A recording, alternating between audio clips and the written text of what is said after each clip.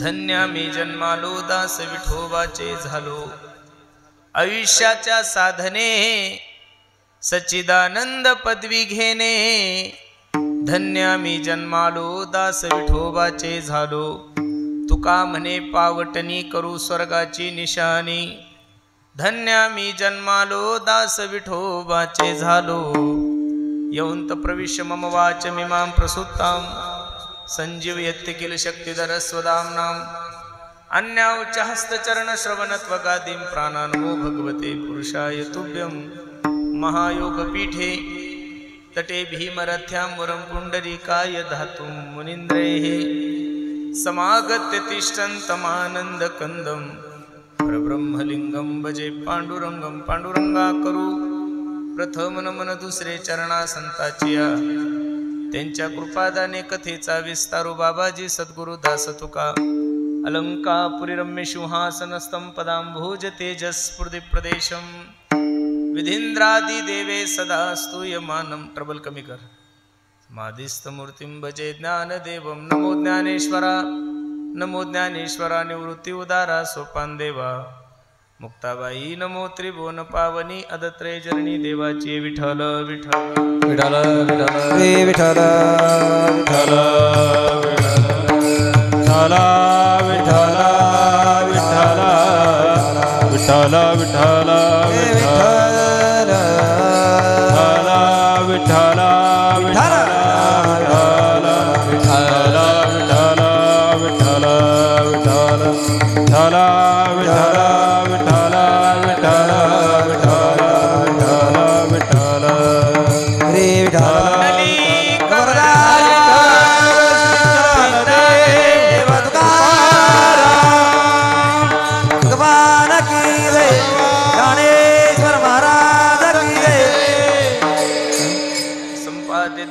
विदाय भक्तिं विलोकितो येन समाधि राजा वैराग्यवन्तं सुविचारयुक्तं नमामि जोगं शिरसा गुरुन्तं नमो सद्गुरु तुकया ज्ञानदीपा नमो सद्गुरु सच्चिदानंद रूपा नमो सद्गुरु भक्त कल्याण मूर्ती नमो सद्गुरु भास्करा पूर्ण कीर्ती सेवे लागी सेवक झालो तुमच्या लागलो निज चरणा अहो स्वामी तुकया देवा यावरी न करावा अवभेरू इहलोकीचा हा देह ट्रबल कमी कर याचा आवाज गोड कर थोडा इहलोकीचा हा देह देव इच्छिता ती पाहे धन्य मी जन्मा आलो दास विठोबाचे झालो प्रस्तुत प्राप्त प्रसंगी प्राप्त वेळी चिंतन रूपी सेवेसाठी जो निवडलेला अभंग आहे हा जगद्गुरु जगतमान्य देहूचे सुप्रसिद्ध साधू वैराग्याचे महावीर राष्ट्र ज्ञानेश्वरी तुकोबराय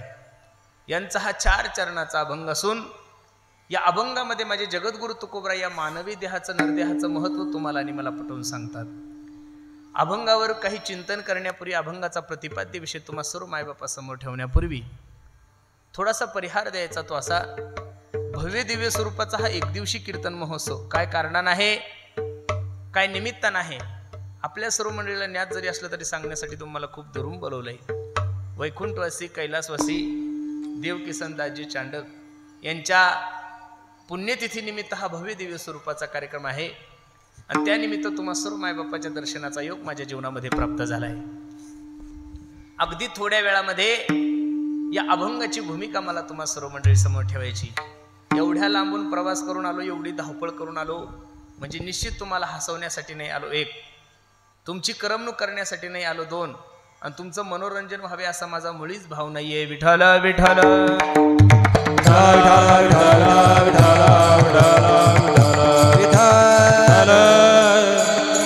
अगदी थोड्या वेळामध्ये या अभंगाची भूमिका मला तुम्हा सर्व मंडळी समोर ठेवायची। लक्ष द्या माझ्या कीर्तनाकडे। अभंग जगद्गुरु तुकोबरायचा आहे 4 चरणाचा आहे। अभंगामध्ये माझे जगद्गुरु तुकोबराय या नरदेहाचं महत्व तुम्हाला आणि मला पटवून सांगतात। मायबाप जाणं या निसर्गाचा नियम आहे जाणं या प्रकृतीचा नियम आहे। जोही व्यक्ती जन्माला आला त्या प्रत्येक माणसाला जायचंय भलेही प्रत्येकाच्या जाण्याचं कारण वेगळं आहे प्रत्येकाच्या जाण्याचा दिनांक वेगळा आहे प्रत्येकाच्या जाण्याची तारीख वेगळी प्रत्येकाच्या जाण्याचं ठिकाण वेगळं आहे प्रत्येकाच्या जाण्याचा महिना वेगळा आहे पण बसणाऱ्या सर्व मंडळीला माझी विनंती आहे जोही व्यक्ती या जीवनामध्ये जन्माला आला त्या प्रत्येक माणसाला जायचंय। बसणारे मंडळी तुम्ही ज्या गावात राहता त्या गावाला डोंगर खंडाळा नाही म्हणत, तुम्ही ज्या गावामध्ये राहता त्याला बुलढाणा नाही म्हणत, महाराष्ट्र नाही म्हणत, भारत नाही म्हणत. तुम्ही आणि मी ज्या गावात राहतो त्या गावाचं नाव मृत्यूलोक आहे. काय आहे? मृत्यूलोक आहे. आणि या मृत्यूलोकाचा एक नियम आहे, जोही व्यक्ती जन्माला आला त्या प्रत्येक माणसाला जायचं. कबीर महाराजांनी खूप गोड वर्णन केलंय. कबीर महाराज किती सुंदर सांगतात पहा. आया है सो जाएगा राजा रंक फकीर, कोई सिंहासन चढ़ा कोई बंधा जंजीर. जाणं या निसर्गाचा नेम आहे, जाणं या प्रकृतीचा नेम आहे. बसणाऱ्या मंडळी मला एवढंच सांगायचं, अरे ज्या विश्व मालकाने हे विश्व निर्माण केलंय, ज्या जगाच्या मालकाने ही सृष्टी निर्माण केली, त्या जगाच्या मालकाच्या बापाला सुद्धा या मृत्यू लोकाची यात्रा संपून जावं लागली, तर तुमचा आणि बाप तुझा तुम्हाला आणि मला सोडून गेला, यात काय नवले. महाराज सांगतात, एथ नाही उरो आले अवतार, एथ नाही उरो आले अवतार, एथ नाही उरो आले अवतार, एथ नाही उरो आले अवतार. एरते पामर जीव किती, इरती पामर जीव किती, आवाज खराब झालाय रे. जीव इरती पामर जीव किती, जीव किती, इरती पामर जीव किती. एथ नाही उरो आले अवतार, एरते पामर जीव किती, एरते पामर जीव किती. इथे नाही उरो आले अवतार, इरती पामर जीव किती, इरती पामर जीव किती सुंदर प्रमाणे. येथ नाही उरो आले अवतार, आवाज कमी कर. एरते पामर जीव किती. बसणारे मंडळी, अवतारिक लोकांना जर या मृत्यू लोकाची यात्रा संपून जावं लागली, तर तुमच्या आणि माझ्यासारख्या सामान्य माणसाचं काय घेऊन बसले. पण बसणारे मंडळी, एक प्रश्न करायचा गड्यानं तुम्हाला मला. जाणं तुमच्याही हातात नाही, जाणं माझ्याही हातात नाहीये. कधी जाणार हे तुम्हालाही माहित नाही, कधी जाणार हे मलाही माहित नाही. पण बसणारे मंडळी, कसं जायचं हे तुमच्याही हातात आहे, कसं जायचं हे माझ्याही हातात आहे. हे बघा, बसणाऱ्या सर्व मंडळीला माझी विनंती आहे, महाराष्ट्र तुमच्या आणि माझ्यासाठी रडाव, एवढं नका चांगलं जगू गाड्यांनो. पण कमीत कमी आपला बुलढाणा जिल्हा आपल्यासाठी रडला पाहिजे, याची तर तयारी प्रत्येकाने केलीच पाहिजे. बरं, नका का तालुका रडेना, जिल्हा रडेना, कमीत कमी आपला डोंगर खंडाळा आपल्यासाठी रडला पाहिजे, याची एवढी तर तयारी केली पाहिजे. आता याच्यापेक्षा सबसिडी द्यायला मी काही कॅबिनेट मंत्री नाहीये, बरोबर आहे का नाही. नका का गाव रडेना, कमीत कमी तुमचे नातेवाईक तर तुमच्यासाठी रडले पाहिजेत. अरे काही काही लोकांचं दुर्भाग्य असं आहे गड्यांनो, की त्यांचे घरचे त्यांच्या मरणाची वाट पाहतात. माझी विनंती गड्यांनो तुम्हाला, लोकांनी आपल्या मरणाची वाट पाहावी, एवढे दिवस जगताच कशाला. छत्रपती शिवाजी महाराजांचं जीवनचरित्र डोळ्यासमोर ठेवा. छत्रपती गेल्यानंतर वाघ्या नावाच्या कुत्र्यानं महाराजासोबत प्राण सोडला, असा इतिहास ऐकतोय आपण. निश्चित तुमची आणि माझी गॅरंटी घेतो की तुमच्या आणि माझ्यासाठी कुत्रे नाही मारणार, पण कमीत कमी तुमच्या आणि माझ्यासाठी 2 लोक रडले पाहिजे, याची तर प्रत्येकाने तयारी केलीच पाहिजे. कबीर महाराज किती सुंदर सांगतात पहा. कबीरा कबीरा हो कबीरा हो कबीरा, कबीरा जब हम पैदा हुए जग हसे हम रोए, ऐसी करनी कर चलो जग रोए हम हसे. बसणारे मंडळी, ज्ञानोबराय समाधीला जात असताना काय ज्ञानोबरायचं जीवन सुंदर होतो. निश्चित ज्ञानोबरायच्या जीवनामध्ये सांसारिक थोडंफार दुःख असू शकतं, पण माझ्या ज्ञानोबराय तुकोबरायचा शेवट एवढा सुंदर झालाय महाराज, की ज्ञानोबरायचा एक हात निवृत्तीनाथाने धरावा आणि दुसरा हात जगाच्या मालकाने धरावा. आणि ज्ञानोबराय जात असताना जगाच्या मालकाने रडाव. आईसाहेबांनी प्रश्न केला, मालक ओ मालक, हजारो संत या महाराष्ट्रामध्ये जन्माला आले, हजारो संत या महाराष्ट्रातून निघून गेले, पण ज्ञानोबराय जात असताना तुमच्या अंतकरणाला खूप दुःख होतं. त्यावेळेस पांडुरंग परमात्म्याचे उद्गार किती गोडे पहा. पांडुरंग सांगतोय, देव मनती रुक्मिणी हा एकच योगी देखिला नयनी, ते ज्ञान संजीवनी जाण त्रैलोक्यासी. बसणारे मंडळी, जीवन असं जगा तुकोबरायचं प्रमाण. गेले दिगंबर ईश्वर विभूती, गेले दिगंबर ईश्वर विभूती, राहिल्या त्या कीर्ती जगामाची, जगामाची राहिल्या त्या कीर्ती जगामाची. गेले दिगंबर ईश्वर विभूती, गेले दिगंबर ईश्वर विभूती, राहिला कीर्ती जगामाची, राहिला कीर्ती जगामाची. गेले दिगंबर ईश्वर विभूती, गेले दिगंबर ईश्वर विभूती, दिगंबर ईश्वर विभूती, गेले दिगंबर ईश्वर विभूती. ईश्वर विभूती, गेले दिगंबर ईश्वर विभूती, राहिल्या त्या कीर्ती जगामाची, जगामाची राहिल्या त्या कीर्ती जगामाची. गेले दिगंबर ईश्वर विभूती, गेले दिगंबर ईश्वर विभूती, राहिला कीर्ती जगामाची, राहिला कीर्ती जगामाची. तुम्ही गेल्यानंतर तुमच्या नावाचा सुगंध या महाराष्ट्रात दरवळला पाहिजे. गेले दिगंबर ईश्वर विभूती, राहिल्या त्या कीर्ती जगामाजी.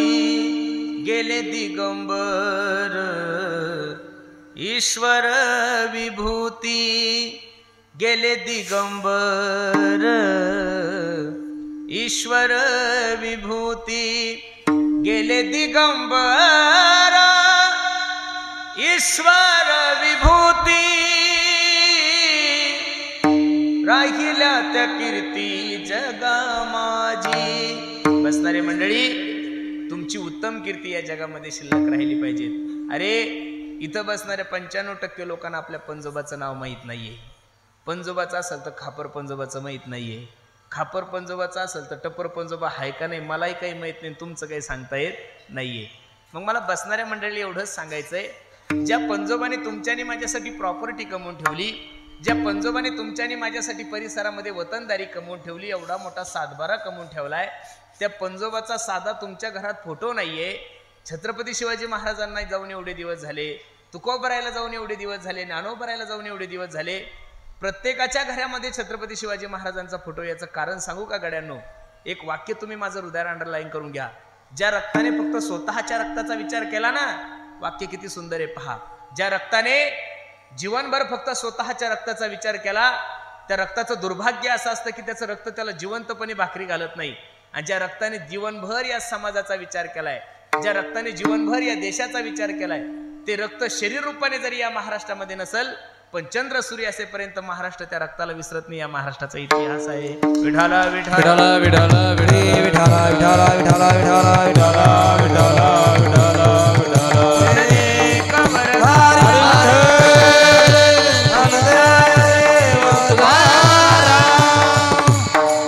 किती दिवस जीवन जगले याला महत्व नाही. महाराज सांगतात, जीवन थोडं जगा, पण जगा कसं प्रमाण घ्या.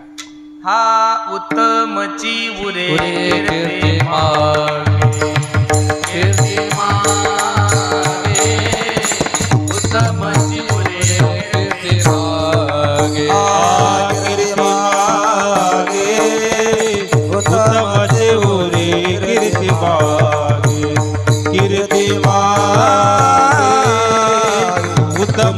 उरे कीर्ती मागे तुका म्हणे एका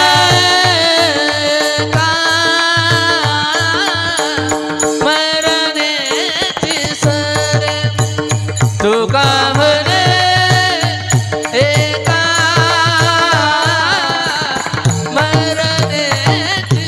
म्हणे एका मरणेची सरे तुका म्हणे एका मरणेची सरे उत्तमाची मुरे कीर्ती मागे उत्तमाची मुरे कीर्ती मागे उत्तमाची उरे कीर्ती मागे उत्तमाची उरे कीर्ती मागे एरते माईके मा दुःखाची नदी एरते माईके दुःखाची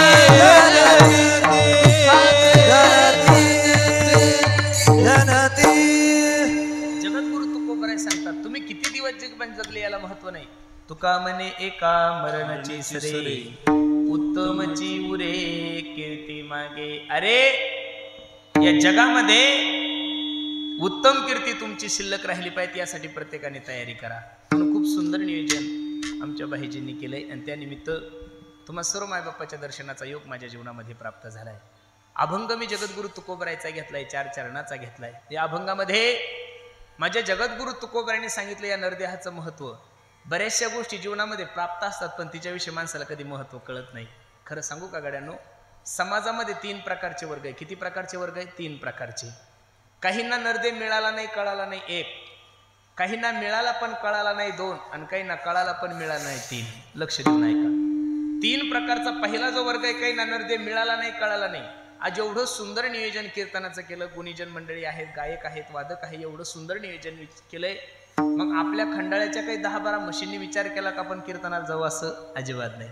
काही 10-12 बैलांनी विचार केला का चला पुरुषोत्तम महाराज आले आपल्या जिल्ह्याचे आपण कीर्तनाला जाऊ? नाही नाही नाही. एक सांगू का महाराज, पशुच्या योनीमध्ये हे ज्ञान नाहीये. महाराजांची भाषा किती गोड आहे पहा. पशु काय पाप पुण्य जाणती, उत्तम मध्यम भोग भोगिती. अरे चुकून जर एखादं कीर्तनात कुत्र आलं तर लोक त्याला हाड म्हणून काढून देतात. मला बसणाऱ्या मंडळीला एवढंच सांगायचंय, माणसं आहे तोपर्यंत कीर्तन ऐकून घ्या. कुत्रे झाल्यावर लोक मंडपात येऊ देत नाही. नाही कळलं? पुढे चला, ताण नका घेऊ तुम्ही. माणसं आहे तोपर्यंत कीर्तन ऐकून घ्या. कुत्रे झाल्या लोक मंडपात येऊ देत नाही. मग आपण भाग्यवान आहोत ना की तुमच्या आणि माझ्या जीवनामध्ये हा सुवर्णयोग तुम्हाला आणि मला प्राप्त झालाय.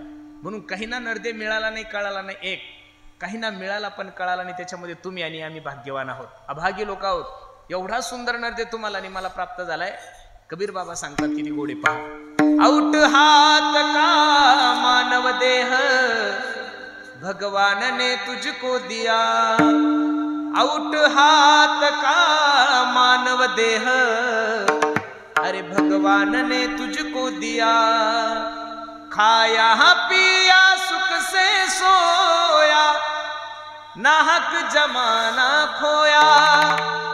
खाया पिया सुख से सोया, अरे नाहक जमाना खोया. एवढा 3.5 हाताचा नरदेह तुम्हाला आणि मला प्राप्त झालाय महाराज. पण तुमच्या आणि माझ्या अज्ञानामुळे या नरदेहाचं महत्व कळत नाही. अरे आपण एवढे पुण्यवान मंडळी आहोत. शुकाचार्य भगवान राजा परीक्षितीला भागवत सांगत असताना स्वर्गातील देव अमृत कलश घेऊन आले होते. ओ महाराज, हे अमृत तुम्ही राजा परीक्षितीला पाजा, राजा परीक्षिती अमृत अमर होऊन जाईल. आणि हे भागवत अमृत तुम्ही आम्हाला द्या. त्यावेळी शुकाचार्यांच्या मुखातले उद्गार किती सुंदर आहे पहा. क्व सुधा क्व कथा लोके क्व काच क्व मनिर्महान ब्रह्म रातो विचारेन तदा देवांजहास. अरे कुठं स्वर्गातील अमृत आणि कुठं भागवत अमृत दोघांची बरोबरी होणार नाही. बसणारे मंडळी, हिऱ्याची आणि गारगुटीची बरोबरी जशी होत नाही तसं स्वर्गातील अमृताची आणि भागवताची बरोबरी होत नाहीये. भागवतकार सांगतात सुरा नामपी दुर्लभा. हा श्लोक किती सुंदर आहे. सुरा म्हणजे देव. देवादिकांना ज्या गोष्टी दुर्मिळ आहे त्या गोष्टी जर तुम्हाला आणि मला सहज प्राप्त होत असेल तर मला विनंती करायची गड्यांनो, तुम्हाला वेळ नका घालू बरं. माझे हात जोडून विनंती गड्यांनो, कोण दिवस येईल कैसा नाही देहाचा भरोसा. हा माईक जर बाजारात घेण्यासाठी गेले तर या माईकची गॅरंटी आहे गड्यांनो. चांगला आयफोन घेण्यासाठी जा, त्या आयफोनची गॅरंटी आहे. चांगला साऊंड घेण्यासाठी जा, त्या साऊंडची गॅरंटी आहे. या जगामध्ये फक्त गॅरंटी नसणारा एकच आयटम येतो म्हणजे माणूस. याची गॅरंटी नाहीये. कपातला चहा कपातातून बशीतला बशीत, कधी माणूस मरेल काही सांगता येत नाही. पूर्वी माणसं मरायचे म्हातारे झाल्यानंतर. पूर्वी माणसं कसे मरायचे? म्हातारे झाल्यानंतर. आता मरण्यासाठी म्हातारं होण्याची गरज नाहीये. आता हे दिसतात ना तुम्हाला कीर्तनामध्ये काही जुने लोक, एवढे डोळ्यानं पाहून घ्या. याच्यानंतर 20 वर्षानं लोक म्हातारे तुम्हाला दिसणार नाहीये. एवढ्या जलद गतीनं आपण प्रवाह करत आहोत. जसं जशी धावपळ चालली तशी तशी तुमची माझी आयुष्य मर्यादा कमी होत चालली आहे. माझी विनंती आहे. महाराज तर सांगतात, हेची देई गडे देवाचे भजन, हेची देई गडे देवाचे भजन, हेची देई गडे देवाचे भजन, हेची गडे देवाचे भजन, आणि कहे ज्ञान नाही कोठे, नाही कोठे, आणि कहे नाही कोठे, हेची देई गडे देवाचे भजन, यात देई गडे देवाचे भजन, यात देई गडे देवाचे भजन, हेची देई गडे देवाचे भजन. महाराज सांगतात, हेची देही घडे देवाचे भजन आणि कहे ज्ञान नाही कुठे. अरे या नरदेहाला येऊनच काही गोष्टी जीवनामध्ये शक्य आहे, बाकीच्या ठिकाणी नाही ना. मग इथं आल्यानंतर माणसाने जीवनाचा विचार केला पाहिजे. का लोक धावतायत काही कळत नाहीये. आम्हा महाराज लोकांना असं वाटत होतं की करोनाच्या नंतर लोक माळकरी होतील, करोनाच्या नंतर लोक धार्मिक होतील, करोना संपल्यानंतर लोक देवदेव करतील. असं भाईजी उलट काहीच झालेलं नाहीये. उलट लोकांच्या मेमरीमध्ये शार्प बसलेलं आहे. आता कोणताही रोग कधी येऊ शकतो, खाऊन घ्या. कोणताही रोग कधी येऊ शकतो, पिऊन घ्या. मला तुम्हाला एवढंच सांगायचं, अरे खाऊनही तुम्हाला मरणच आहे, पिऊनही तुम्हाला मरणच आहे. मग जीवनामध्ये चांगलं काम करून का मरू नये महाराज. अरे माझे हात जोडून विनंती गड्यांनो, एवढा सुंदर सोन्यासारखा नरदे ना, जगातला कितीही भारी कंपनीचा मोबाईल असू द्या, त्याचं सॉफ्टवेअर खराब झालं तर ते मार्केटमध्ये मिळतं. पण मोबाईल नावाचं यंत्र असं आहे, हे नरदेह नावाचं मोबाईल असं आहे, यातलं कोणतं सॉफ्टवेअर बाजारामध्ये भेटत. अरे कोटी कोटी रुपये घेऊन लोक हातात किडनी मॅच होत नाहीये, मरतात लोक महाराज. मग एवढी सुंदर नरदे जर तुम्हाला आणि मला दिलाय, मला एवढंच सांगायचं, दिले इंद्रिय हात पाय कान, डोळे मुख बोलाया वचन, जेने तू जोडसी नारायण नासे जीवपन भवरोग. प्रत्येक इंद्रियाचं काही महत्व आहे. हे हात तुम्हाला कशासाठी दिलेले? सुभाषितकार सांगतात, हस्तस्य भूषणम दानम. जोपर्यंत हात चांगले तोपर्यंत दान देऊन घ्या. बरोबर आहे का नाही? डोळे चांगले तोपर्यंत भगवंताचं स्वरूप पाहून घ्या. कान चांगले तोपर्यंत भगवंताचं कीर्तन ऐकून घ्या. पाय चांगले तोपर्यंत पंढरपूरची वारी करून घ्या. माझ्या गजानन महाराजांची वारी करून घ्या. एकदा वेळ निघून गेली ना महाराज, की सगळ्या गोष्टी असून सुद्धा तीर्थयात्रा होत. म्हणून तर महाराजांचं प्रमाण आहे, जव हे सकळ सिद्ध आहे, हात चालावया पाय, तव तू आपले सोहित पाहे, तीर्थयात्रे जाये चुकू नको. पण जी गोष्ट माणसाला प्राप्त असतात तिच्याविषयी माणसाला महत्व कळत नाही. एक उदाहरण सांगतो तुम्हाला. एका गावामध्ये ग्रामपंचायतीची निवडणूक लागली. सगळ्यात हलकट निवडणूक ग्रामपंचायतची. खायला काही भेटत नाही, लोक भांडण केल्याशिवाय राहत नाही. लक्ष देऊन ऐका. या महाराष्ट्राचा इतिहास आहे. एखादा माणूस सरपंच झाला आणि त्यानं 500 एकर जमीन घेतली, असा एकही तुम्हाला सरपंच सापडणार नाही. पण सरपंच झाला आणि त्यानं 10 एकर विकली, नावासहित लिस्ट देतो मी तुम्हाला. बरोबर आहे का नाही? बरं, सरपंचाची निवडणूक, काही गोष्टी माणसाला प्राप्त असतात पण तिच्याविषयी महत्व कळत नाही. सरपंचाची निवडणूक म्हणजे 100-150 मतांनी एक उमेदवार निवडून येतो. मग ती बैठक बसते संध्याकाळी. बाप रे बाप, त्याचा अनुभव घेतला मी. असे बसले असतात. खालच्या वाड्यातले 12 त्यांचं असं कॅल्क्युलेशन असतं, ते वरच्या वाड्यातले 20, असं करून आपलं शीट निवडून येतं. सरपंच पदाचा जो उमेदवार होता तो हुशार होता. तो म्हणे, हे बघ, आपल्या वार्ड मधली एक म्हातारी शेतात राहते आणि तिनं जर मला मतदान केलं तर आपलं शीट लागतं म्हणजे लागतं. हुशार होते कार्यकर्ते. पोरांनी स्कॉर्पिओ काढली, म्हातारीकडे गेले. ए आई, ए माय, नवीनच आमचा दादा उभा राहिलाय, तू जर मतदान केलं नाही तर नक्की आमचा माणूस निवडून येईल. म्हातारी जुनी होती, 60-70 वर्षाची. तिनं हात जोडले, म्हणे, भाऊ, मी तुम्हाला मतदान करणार नाही. हा म्हणला अगं आई कर ना ग, तू जर मतदान केलं तर आमचं सीट निवडून येतं म्हणे, मी तुम्हालाही मतदान करणार नाही आणि त्या दुसऱ्यांना सुद्धा करणार नाही. म्हातारी जुनी होती म्हणे, का नाही करणार? म्हातारी हसत म्हणली, तुमच्यासारखे लबाड महाराष्ट्रात दुसरे कोणीच नाही म्हणे. कारण निवडून येऊस तर तुम्ही आमचे पाया पडतात, निवडून आले की 5 वर्ष कुठं तोंड काळे करता दिसत नाहीये. काय करावं कसं करावं. त्यातलं एक पोरग हुशार होतं, ते म्हणलं आजी काळजी करू नको, 5 ग्रॅम सोन्याचे मणी देतो मी तुला. किती? 5 ग्रॅम सोन्याचे मणी. अहो 5 ग्रॅम सोन्याचे मणी म्हणल्यावर म्हातारी पगळीन गुरुजी. 1 लाख रुपये तोळा झालं. म्हातारीला वाटलं 5 ग्रॅम सोन्याचे मणी. जशी म्हातारी उचलली तशी गाडीत टाकली. गाडीत टाकल्याबरोबर ग्रामपंचायतच्या समोर नेलं आणि पोरानं सांगितलं, आई आपली निशाणी घोडा आहे बरं, घोडा बघायचा आणि डेअरीवर शिक्का मारायचा, काळजी करू नको बाळा. म्हातारी मतदान केंद्रात गेली, पहिलं धनुष्य पाहिलं, कमळ पाहिलं, इंजन पाहिलं, घडी पाहिली, सगळे चिन्ह पाहिले. शेवटच्या कोपऱ्यात घोडा होता. लक्ष देऊन कीर्तन ऐका म्हणजे तुमच्या लक्षात येईल. म्हातारीनं घोडा पाहिला, पण म्हातारीने एक चूक केली. म्हातारीनं घोड्याच्या डेअरीवर शिक्का मारायचा तर म्हातारीने स्वतःच्या डेअरीवर मारला आणि म्हातारी बाहेर आली. पोराने जशी म्हातारी उचलली तशी लगेच बुलढाण्याला घेऊन गेले. प्रसिद्ध सोनाराकडे गेले, 5 ग्रॅम सोन्याचे मणी घेतले. म्हातारीला सोडण्यासाठी परत मळ्यात गेले. त्यातलं एक पोरग हुशार होतं. लोकांना असं वाटतं, पुढाऱ्यांना असं वाटतं की लोक पैसे घेऊन मतदान करतात. लोक सगळ्याचे पैसे घेतात, ज्याला करायचं त्यालाच मतदान करतात. लोक पुढाऱ्याचे पुढचे असतात महाराज. सभा कोणाची ठेवा, लोक तेच आहे, बरोबर आहे का नाही? आता या ग्राउंडवर जर समजा तुम्ही बीजेपीची सभा ठेवली, लोक काही पाकिस्तान मधून थोडी येणार आहे, लोक इथंच आहे, फक्त दुपट्टे वेगळे असतात आणि रोज वेगळा असतो, लोक तेच आहे, बरोबर आहे का नाही? लक्ष देऊन ऐका. म्हातारीला सोडण्यासाठी शेतात गेल्यानंतर म्हातारीला असते एक पोरग सांगू लागलं, ए आई नक्की आम्हालाच मतदान केलंय माय? अरे हो रे दादा, मी माळकरी म्हातारी नाही, वारी करते रे पंढरपूरची, खोटं बोलणार नाही. 5 ग्रॅम सोन्याचे मणी दिले बाळा तुम्हाला, तुम्हालाच मतदान केलं. घोडा पाहिला आणि डेअरीवर शिक्का मारला. परत पोराने विचारलं, आजी नक्की आम्हालाच मतदान केलं? हो रे दादा, घोडा पाहिला, डेअरीवर शिक्का मारला. परत म्हातारीला विचारलं, आजी नक्की आम्हालाच मतदान केलं ना? एकच प्रश्न 10 वेळेस विचारल्यानंतर माणूस वैतागून जातो. म्हातारी म्हणे, हो ना रे मेल्या, घोडा पाहिला आणि डेअरीवर शिक्का मारला, खोटं वाटतं का तुला? हे बघ म्हणे शिक्का. संपलं माझं कीर्तन. तुम्ही दृष्टांत संपला, कीर्तनाकडे या. म्हातारीला मतदान करण्याचा अधिकार होता का नाही? हो बोलत चला, होता का नाही? म्हातारीला चिन्ह माहीत होतं का नाही?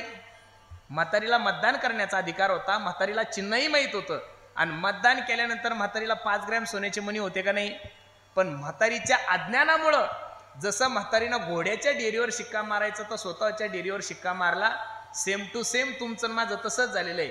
भगवंताने तुम्हाला या मृत्यू लोकामध्ये मतदान करण्यासाठीच पाठवलेलं आहे. राजकारण डोक्यातून काढा, अध्यात्माकडे या.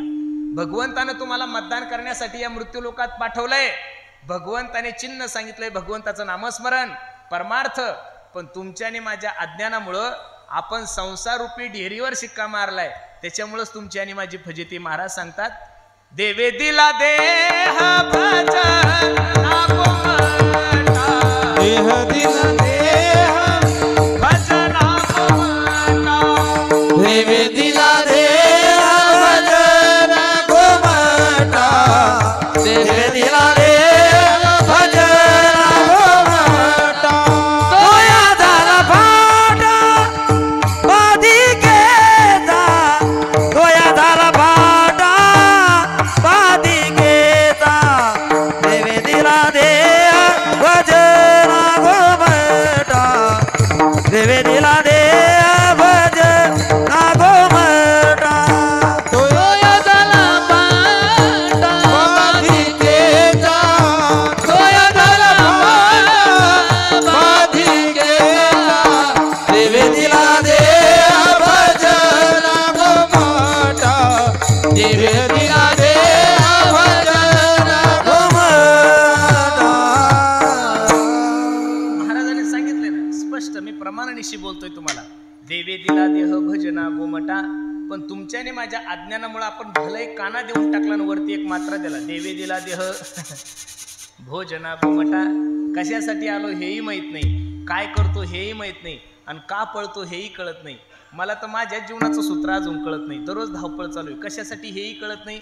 अरे ज्याच्याकडे पैसे नाही तेही धावतायचे, आणि ज्याच्याकडे पैसे भरपूर तेही धावताचे. ज्याचं लग्न नाही झालं तेही तानात आहे, ज्याचं झालं ते तर कोमात आहे महाराज. म्हणजे नेमकं सुखी कोण आहे? तानातच सगळ्यात. ज्याला लेकरं होत नाही तेही तानात आहे, काही काहीचे होऊन त्याला सांभाळत नाही, तेही तानात आहे. म्हणजे जगातलं दुःख असं झालंय महाराज, नेमकं माणूस पळतोय कशासाठी? सुभाषितकार सांगतात, ओहंकतमिदम जातम, मी कोण आहे सा करावा विचार म्हणे ज्ञानेश्वर निवृत्तीचा. मी आलोय कुठून, मला करायचं काय, मला जायचं कुठे, या गोष्टीचा विचार करा. बसणारी मंडळी, मला एवढंच सांगायचं गाड्यानं तुम्हाला, धावण्यात समाधान नाहीये, पळण्यात समाधान नाहीये, थांबण्यात जे आनंद आहे तो कशातच नाहीये. अरे व्यवहाराचा एक नेम आहे, जी गाडी मार्केटला जास्त चालती ना ती गाडी शोरूमवाले नेहमी वेटिंगवर ठेवतात. कशावर ठेवतात? वेटिंगवर ठेवतात. का वेटिंगवर ठेवतात? जेवढी वेटिंग वाढेल तेवढं वेटेज वाढतं महाराज, बरोबर आहे का नाही? दशरथाचा एक केस पांढरा झाल्यानंतर दशरथाने प्रभू रामचंद्राला रामगादी दिली होती. आपलं टक्कल पडलंय, नवीन टोप घेतला, तोही खराब झाला तरी आपण घर सोडायला तयार कधी परमार्थ करणार आहे? शेवटी आम्हाला म्हणावं लागतं, बाबा चला ना कीर्तनाला. असं नाहीये. प्रत्येक काळामध्ये प्रत्येक गोष्टी घडल्या पाहिजेत. प्रथमम नार्जिते विद्या, द्वितीयम नार्जिते धनः, तृतीयम नार्जिते पुण्यम, चतुर्थम किम करिष्यसि. 4 अवस्थेमध्ये 4 गोष्टी माणसाने केल्याच पाहिजेत. पहिले 25 वर्ष प्रथमम नार्जिते विद्या, 1 ते 25 वर्ष फक्त मुलांनी अभ्यासच केला पाहिजेत. अभ्यास एका अभ्यास, अभ्यास दोन्ही अभ्यास, अभ्यास त्रिका अभ्यास आणि अभ्यास चोक अभ्यास. 25 वर्षापर्यंत माणसाने आपल्या जीवनाचं ध्येय ठरवून घेतलं पाहिजेत. आपल्याला राजकारणी व्हायचंय, आपल्याला IAS व्हायचंय, आपल्याला IPS व्हायचं, आपल्याला महाराज व्हायचं, आपल्याला गायक व्हायचं, आपल्याला कीर्तनकार व्हायचं, आणि त्यानुसार माणसाने मार्गकरण केलं पाहिजे. 25 वर्ष अभ्यास करायचा. 25 ते 50 माणसाने फक्त पैसा कमवायचा. काय कमवायचा? पैसा. पण पैसा कमवत असताना तुकोबरायने सांगितलं, जोडून या धन उत्तम व्यवहारे, उदास विचारे वेच करी. 4 गोष्टी लिहून ठेवा माझ्या काळजावर. धर्म, अर्थ, काम, मोक्ष, हे 4 पुरुषार्थ सांगितलेले. किती पुरुषार्थ आहे? 4. त्यामधला दुसऱ्या नंबरचा पुरुषार्थ अर्थ म्हणजे पैसा आहे. अहो, ज्याच्या जीवनात अर्थ नाही त्याच्या जीवनालाच अर्थ नाही. कलियुगाचा नियम आहे महाराज. तुकोबराय वेडे थोडे होते. धनवंता लागी सर्व मान्यता आहे जगी. एका हिंदी कवीचं वाक्य तो सांगतो, पैसा तारो 3 नाम, परशा परशु परशुराम. ज्याच्याकडे पैसे नाही लोक त्याला एकेरी आवाजात बोलतात, ए परशा. ज्याच्याकडे थोडाफार पैसा आहे परशु, आणि एखादा पिवर्गा दास उद्या पण कोट्या दिसा सुद्या लोक त्याला म्हणतात परशुरामजी. माझे गुरुजी मला शिकवताना नेहमी एक सांगतात, पुरुषोत्तम, या कलियुगाचा नेम असा आहे, त्यांचं एक नेहमी जुनी म्हण सांगतात ते, गरीबाचं दुखलं पोट त्याची कोणी नाही घेत गोट, आणि श्रीमंताचा दुखला डोळा आणि सर्व गाव झालं गोळा. अरे या कलियुगाची प्रथा अशी आहे, श्रीमंताची बकरी मेली तरी लोक महाराज सुतक धरतात, गरीबाची पोरगी मेली तरी लोक अंत्ययात्रेला जात नाही. हा जगाचा काय आहे? म्हणून तर कबीर महाराजाला म्हणावं लागलं ना, सब पैसे के भाई भाई, सब पैसे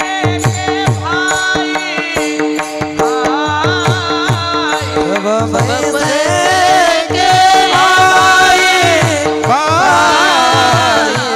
सब पैसे के भाई भाई, साथी कोई नहीं रे, दिल का साथी कोई नहीं रे, सब पैसे के भाई भाई, सब पैसे के भाई, सब पैसे के भाई भाई, सब पैसे के भाई भाई, सब पैसे के भाई, अरे दिल का साथी कोई नहीं रे. म्हणून प्रथमम नार्जिते विद्या, द्वितीयम नार्जिते धनः. 50 पर्यंत माणसानं पैसा कमवायचा आणि 50च्या नंतर माणसानं थांबून जायचं. तृतीयम नार्जिते पुण्यम, फक्त रामकृष्ण हरी रामकृष्ण हरी. आणि या 3 अवस्थेमध्ये जर या 3 गोष्टी नाही घडल्या तर महाराज सांगतात, चतुर्थम किम करिष्यसि. 4थ्या अवस्थेमध्ये काहीच होत नाही. म्हणून सर्वांना माझी विनंती आहे, अनमोल किमतीचा नरदे तुमच्या आणि माझ्या जीवनात प्राप्त झालाय, पण तुमचं आणि माझं नशीब एवढं खराब आहे की तुम्हाला आणि मला या नरदेहाचं महत्व कळालेलं नाहीये. पण एक वर्ग असा आहे, त्यांना या नरदेहाचं महत्व कळालंय, त्यांना या नरदेहाची ताकद कळाली, म्हणून तुकोबराय सांगतात की स्वर्गातील देव सुद्धा या मृत्यू लोकामध्ये जन्म घेण्याची अपेक्षा करतात. अभंगाचं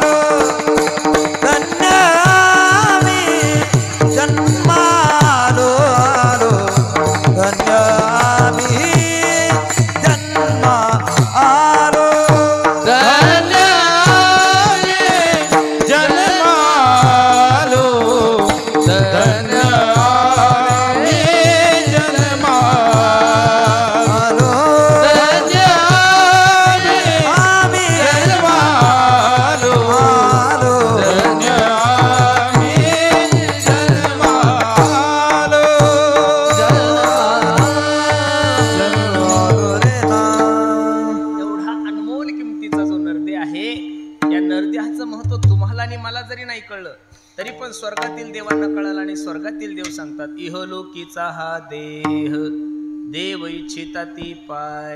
काय फायदा या मृत्यू लोकामध्ये? महाराज सांगतात स्वर्गीचे अमर इच्छिता ती देवा मृत्यू लोकी व्हावा. कशासाठी? नारायण नामे हो जीवन मुक्त कीर्तनी आनंद गाऊ गीती. बसणारे मंडळी, मृत्यू लोकापेक्षा स्वर्गात रस्ते चांगले, कामधेनू सारखी गाय आहे, कल्पवृक्षासारखे झाड आहे, सगळं काही अमृत प्यायला आहे. इथल्या गायकापेक्षा गंधर्वासारखे गायक आहे, इथल्या वादकापेक्षा चांगले वादक स्वर्गात आहे. पण स्वर्गात गायन ऐकायचं असेल, स्वर्गात कीर्तन ऐकायचं असेल, स्वर्गात पखवाज ऐकायचा असेल तर माणसानं केलेलं पुण्य खर्च करावं लागतं. काय करावं लागतं? पुण्य. आणि एकदा का स्वर्गातील पुण्य संपलं की भगवान श्रीकृष्ण अर्जुनाला गीतेच्या 9व्या अध्यायामध्ये सांगतात, अर्जुन ऐक, तेतोम भुक्त्वा स्वर्ग लोकम विशालम क्षिणे पुण्यमृत लोकम विशंती एवं तै धर्म मनु प्रपन्नागतागतम काम कामा लभन्ते. या श्लोकावर भाष्य करत असताना ज्ञानोबरायांनी ओवी खर्च केली, किती सुंदर पहा. मग तया पुण्याची पावटी सरे सवेची इंद्रपणाची उटी उतरे येऊ लागती माघारे.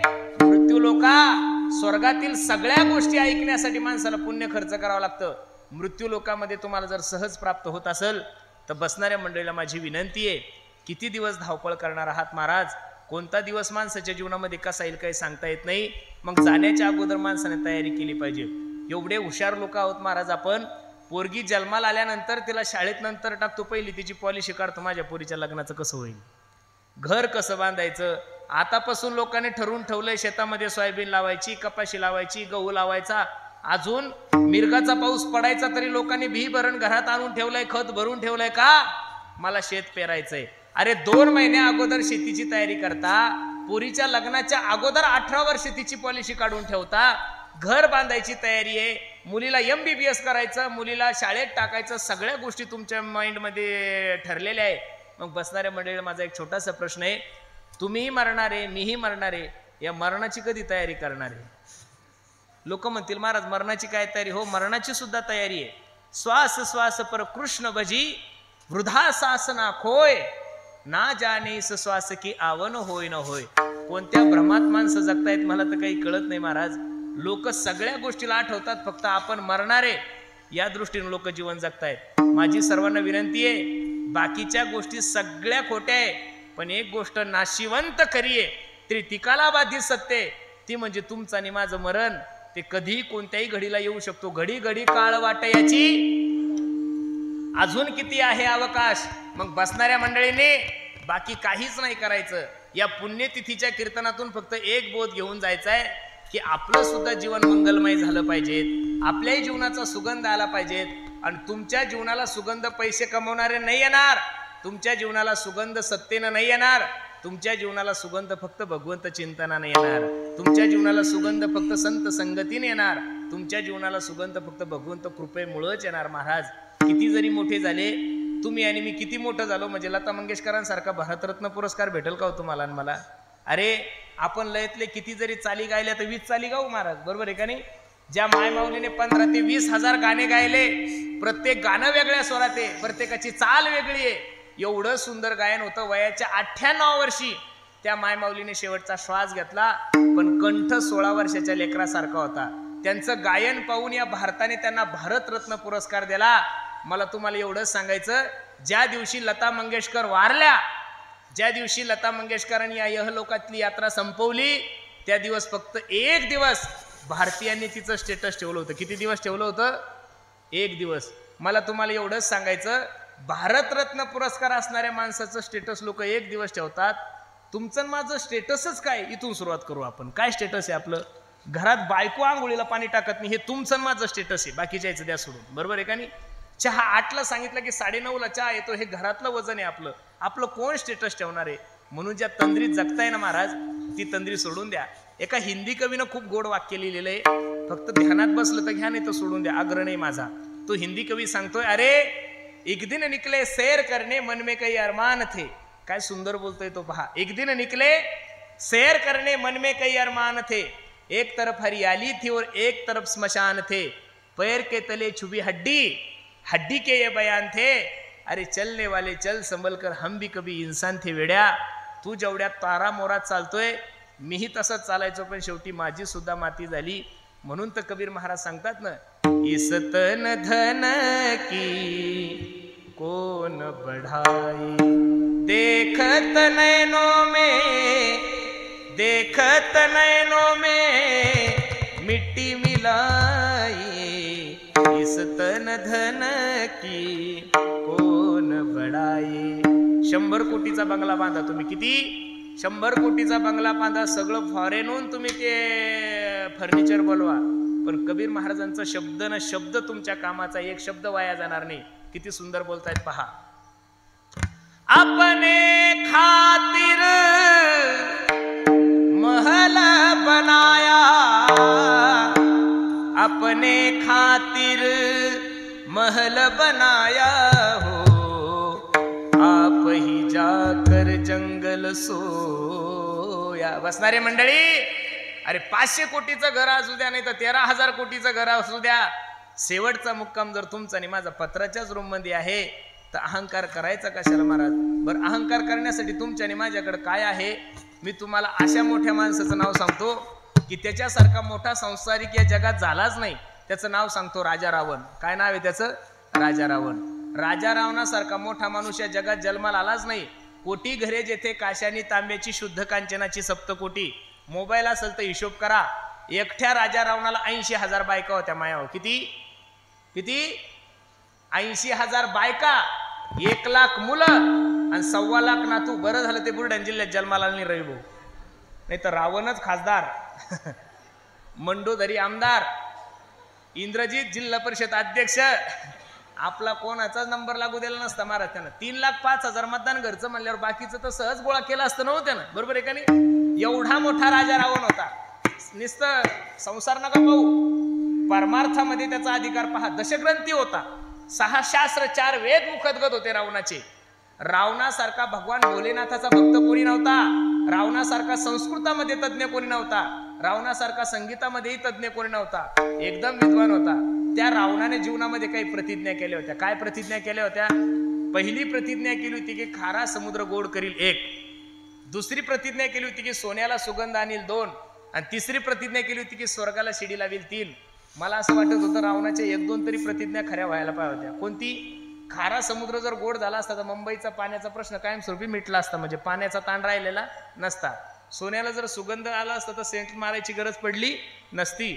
पण जर का स्वर्गाला शिडी लागली असती तर आपल्यासारख्या माळकरी लोकांचा नंबरच लागला नसता. हे अंडे खाऊच पुढे गेले असते महाराज, खरं सांगतोय तुम्हाला. या पुढाऱ्याने आपला नंबर लागू दिला नसता. ते म्हणजे महाराज चला वय बाजूला, मीच चाललोय पुढं. त्याच्यामुळे ते बरं झालं स्वर्गाला शिडी नाही लागली, नाही तर आपल्यासारख्या गरीबाईला कोण विचारलं असतं महाराज, आपला कुठंच नंबर नसता लागला. मग एवढा मोठा राजा रावण, पण तुकोबरायांनी राजा रावणाचं वर्णन करत असताना किती गोड सांगितलं पहा. तुका म्हणे ज्याची संपदा एवढी, सांगाती कवडी गेली नाही. सांगाते कवडी गेली नाही. तुका म्हणे ज्याची संपदा एवढी, सांगाते कवडी गेली नाही. सांगाते कवडी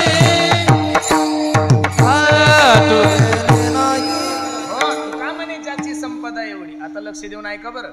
एवढा मोठा राजा रावण, त्याचं जर संसारामध्ये काही खरं नाही तर आपल्यासारख्या 2-2, 4-4 एकरावाल्यानं कशाला डोकं लावायचं महाराज. आपलं कधीच करणे करिता बरोबरी, दुरावसी दुरी, भवाची पुरी वाहवसी. बसणारे मंडळी, मग संसार जर, माझे गुरुजी मला नेहमी सांगतात, पुरुषोत्तम संसाराचं गणित आतापर्यंत कोणाकडून सुटलंय नाही, सुटवण्याच्या भानगडीत पडू नका. इथं जेवढ्या काही माझ्या आई बहिणी बसलेल्या मायानो, मी तुम्हाला कीर्तन संपेपर्यंत एक केळीचं पान देतो. काय देतो? केळीचं पान. एक सुई देतो आणि दोरा देतो. कीर्तन संपेपर्यंत मला केळीचं पान शिवून द्या. तुम्ही जसं जसं शिवायला जासाल तसं तसं ते काय होतं, फाटतं. केळीचं पान शिवता येत, जसं केळीचं पान शिवता येत नाही तसं संसार आतापर्यंत कोणाचा परिपूर्ण झाला नाहीये. आपल्याला वाटतं हे केलं की बरं होईल ते केलं की बरं होईल. आपल्या बाप दाद्यानं सुद्धा हेच उद्योग केलेले. आजा मेला पंजा मेला बाप मसना गेला. आजा मेला पंजा मेला बाप मसना गेला. देखत देखत नातू पंतू तोही तैसा झाला. देखत देखत नातू पंतू तोही तैसा झाला. उठा उठा जागा पाठी भय आले मोठे. पंढरी वाचोनी दुजा ठाव नाही कोठे. मग संसार कालही खोटा होता, संसार आजही खोटा आहे आणि संसार उद्याही खोटा आहे. देव कालही सत्य होता, देव आजही सत्य आणि देव उद्याही सत्य. सत्य तू सत्य तू सत्य तू विठ्ठला.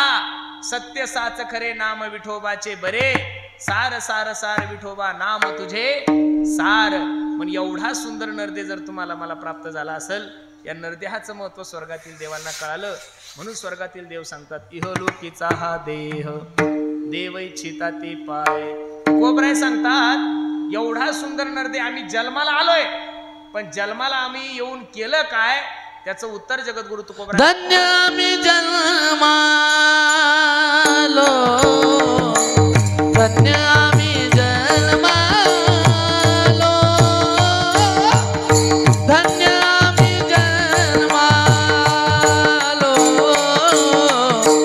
धन्य आम्ही जन्मालो. धन्यामी जन्मालो, धन्यामी जन्मालो, धन्यामी जन्मालो, आलो आलो, धन्यामी जन्मालो. दास विठो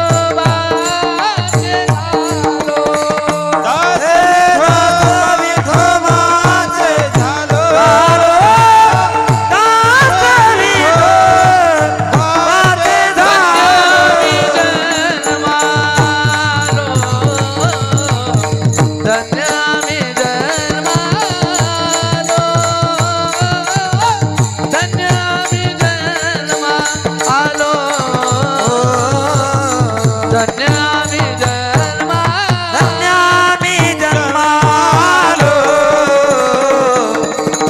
धन्य आम्ही जन्मालो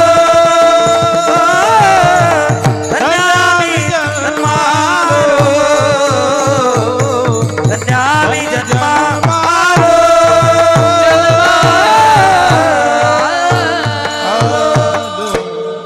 स्वर्गातील लोकांनी ज्या देहाची अपेक्षा करावी असा नरदेह आम्हाला प्राप्त झालाय, पण आम्ही इथं येऊन काय केलं? तुकोबराय सांगतात, धन्य आम्ही जन्मालो दास विठोबाचे झालो. आम्ही भगवंताचे दास झालो. बसणारी मंडळी, जीवनामध्ये जीवन जगत असताना जर तुमच्या जीवनाला सुगंध प्राप्त करून घ्यायचा असेल तर दास तर एक तर साधूचं व्हा, नाही तर देवाचं व्हा. माणसाने माणसाचा दास होणं म्हणजे गाढवान शेत खाल्लं पाप ना पुण्य.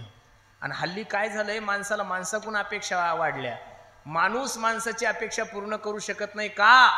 जगातला प्रत्येक जीव देवानं अपूर्ण ठेवलेला आहे आणि अपूर्ण मनुष्य तुम्हाला पूर्णत्वाचं ज्ञान कधीच देऊ शकत नाही महाराज. परिपूर्ण फक्त संत आहे, परिपूर्ण फक्त देव आहे. म्हणून बसणारे मंडळी, आपलं दुःख सांगत असताना माणसांना नका सांगू. आपलं दुःख सांगत असताना एक तर साधूला सांगा आणि आपलं दुःख सांगत असताना एक तर देवाला सांगा. का? देवाचं दास होण्यात पुण्य, साधूचं दास होण्यात पुण्य. मी तर नेहमी सांगतो, अरे 100 गाढवाचं मालक होण्यापेक्षा एका शायण्याचं नोकर झालेलं कधी चांगलं आहे गड्या. 100 गाढवाचं मालक होऊन फायदा काय? काहीच नाहीये. पण एका शायण्याचं जर नोकर झालं तर जीवनाचं सोनं होईल. अरे वाल्ह्या कोळ्यांनी फक्त नारदजीचा 2 मिनिटाचा सत्संग ऐकला होता. ए वाल्ह्या, ज्यांच्यासाठी एवढा अरिष्ट मार्गाचं वर्तन करतो शेवटी कोणीच तुझ्या कामी येणार नाही. एवढा भावला महाराज तो सत्संग अंतकरणाला की कोळी याची कीर्ती वाढली घन केले रामायण. प्रभू रामचंद्र जन्माला येण्याच्या अगोदर एका डाकूने चरित्र लिहून ठेवलंय. त्याचं नाव आहे आजामेळी, आपला काय वाल्ह्या कोळी. आणि जसे जसे वाल्ह्या कोळीने लिहिलं तसं तसं प्रभू रामचंद्राला काय करावं लागलंय? वागावं लागलं. तुलसीदासजी रामायणामध्ये सांगतात, बिनु सतसंग विवेक ना होई, राम कृपा बिन सुलभ न सोई. बिनु सतसंग विवेक ना होई, राम कृपा बिन सुलभ न सोई. बसणारी मंडळी, साधूच्या कृपेशिवाय माणसाच्या जीवनाचा उद्धार नाहीये. संता विन प्राप्ती नाही, ऐसे वेद देती ग्वाही. अरे ज्ञानोबराय तुकोबरायच्या पालखी सोहळ्यातलं बैल झालं तरी दररोज 1-1 लाख लोक माणसं बैलाचं दर्शन घेतात. कोणाचं घेतात? पंढरपूरच्या वारीला जर नसेल गेले तर जाऊन पहा. ज्ञानोबराय तुकोबरायच्या सोहळ्यासोबत जो घोडा असतो ना, त्या घोड्याचं दररोज 2 लाख लोक दर्शन घेतात. त्यानं काय केलं त्या घोड्यानं? काहीच केलं नाही. त्या घोड्यानं फक्त ज्ञानोबरायची संगत केली. कोणाची केली? ज्ञानोबरायची संगत केली. अरे रेड्यानं ज्ञानोबरायची संगत केली तर रेड्याची समाधी झाली. भिंतीने ज्ञानोबरायची संगत केली तर निर्जीव भिंत चालली. म्हणून सर्वांना माझी विनंती आहे, माणसाने माणसाचा दास नाही झालं पाहिजेत. माणसाने एक तर देवाचं दास झालं पाहिजे, नाही तर साधूचं दास झालं पाहिजे. देवाशिवाय साधूशिवाय तुम्हाला कोण सोडल? माणसाचा विश्वास नाही राहिला महाराज देवावर. जेवढा विश्वास डॉक्टरवर आहे, जेवढा विश्वास बायकोवर आहे, त्यातला 10% विश्वास जरी देवावर ठेवला तरी जीवनाचं कल्याण होऊन जाईल महाराज. अरे जगातला किती जरी मोठा डॉक्टर असेल ना, ऑपरेशन थिएटरच्या बाहेर ज्या वेळेस आलं त्यावेळेस पाहुणे सांगतात, ओ डॉक्टर साहेब कसं आहे आमचं पेशंट? जगातल्या प्रत्येक डॉक्टरच्या मुखातून पहिला शब्द निघतो, हे बघा मला जेवढे प्रयत्न करता आले तेवढे मी केले. आता या पेशंटला वाचवायची जबाबदारी कोणाची आहे? कोणाची आहे? मग जिथं विज्ञान थांबतं तिथं अध्यात्म सुरू होतं. एवढं जरी माणसाला कळलं तरी खूप होतंय झालंय. बरोबर आहे का नाही? म्हणून सर्वांना माझी विनंती आहे, देवावर विश्वास ठेवा. देवावर जोपर्यंत विश्वास ठेवणार नाही तोपर्यंत तुमच्या जीवनाचं गणित सुटणार नाही. मी नेहमी कीर्तनातून सांगतो, एका माणसाची सिर ब्लॉकेज झाली डोक्याची. गरीब होता. संभाजीनगरच्या मोठ्या हॉस्पिटलमध्ये त्याचं ऑपरेशन झालं आणि ऑपरेशन झाल्यानंतर ऑपरेशन थिएटरच्या बाहेर त्याला काढलं गेलं. 2-4 दिवसांनी डॉक्टरने बिल काढलं 15 लाख रुपये. ते 15 लाख रुपये बिल पाहिल्यानंतर माळकरी म्हातार होतं, जोऱ्या जोऱ्यात रडायला लागलं. डॉक्टरही थोडा धार्मिक होता. डॉक्टरांनी सांगितलं, बाबा माझ्या आजोबासारखे दिसता तुम्ही, प्लीज मी रिक्वेस्ट करतोय तुम्ही रडू नका. हे 15 लाख रुपये जर बिल तुम्हाला थोडं जास्त वाटत असेल आजोबा, तर यातले मी 7-8 लाख रुपये कमी करतो, फक्त तुम्ही रडू नका. म्हातारा हसलं आणि डॉक्टरला सांगता, ए डॉक्टर, समृद्धी महामार्गामध्ये माझी 20 एकर जमीन गेलेली. किती? 20. एकुलता एक मुलगा आहे माझा, तो बी बाहेर देशात असतो. अरे अकाउंटला माझ्या 2 ते 4 कोटी रुपये पडून येते बी व्हाईट. तू जर 50 लाख रुपये बिल काढलं असतं ना डॉक्टर, तर 2 मिनिटात ते बिल मी पे केलं असतं. एवढा श्रीमंत माणूस आहे. डॉक्टरालाही आश्चर्याचा धक्का बसला. 15 लाख रुपये पाहून म्हातारं रडतंय आणि म्हातारं सांगतंय माझ्या अकाउंटला 5 कोटी आहे. बाबा मग ते 15 लाख रुपये बिल पाहून तुम्ही रडता का?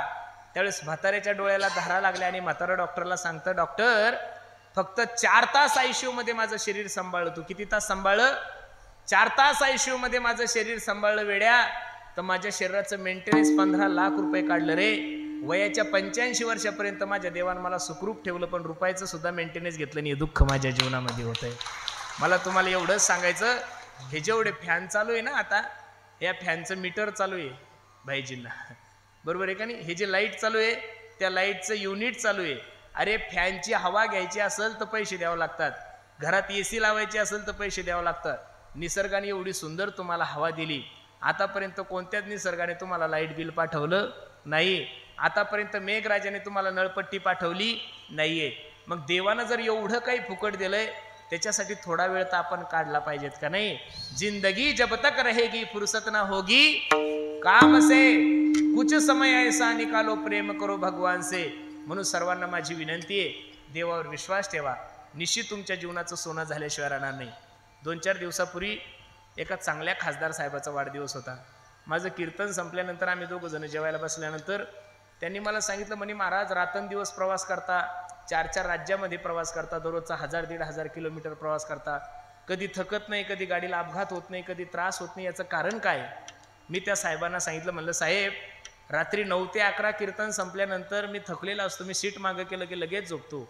रात्री 9च्या नंतर 11च्या नंतर माझा ड्रायव्हर गाडी चालवतच नाही.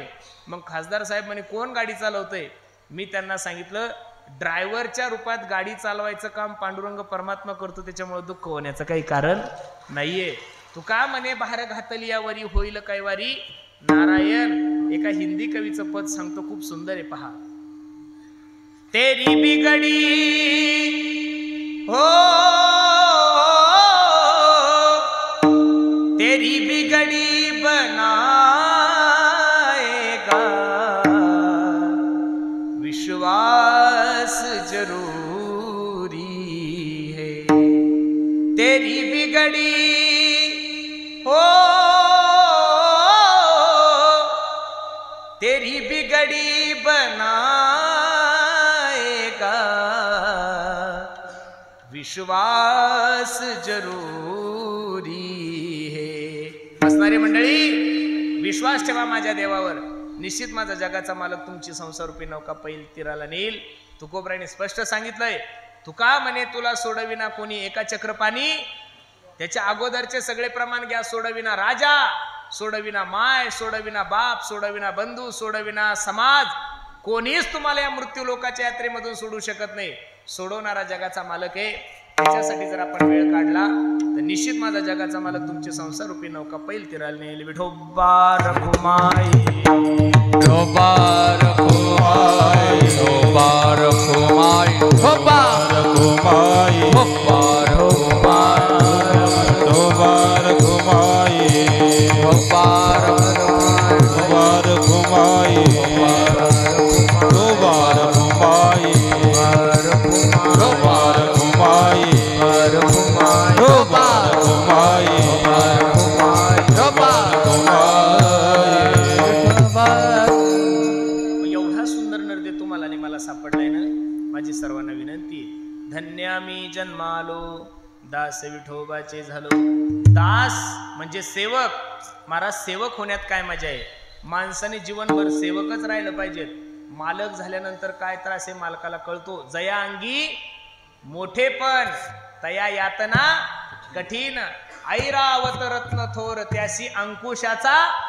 म्हणून तर तुकोबराय सांगतात, लहानपण देगा देवा मुंगी साखरेचा रवा. बसणारी मंडळी, साखर होण्यात मजा नाही हो, साखर खाण्यात मजा आहे. साखर होण्यात मजा नाहीये, साखर खाण्यात मजा आहे. जीवनभर माणसाने सेवक राहिलं पाहिजे, जीवनभर दास राहिलं पाहिजे, पण बायकोचं नाही.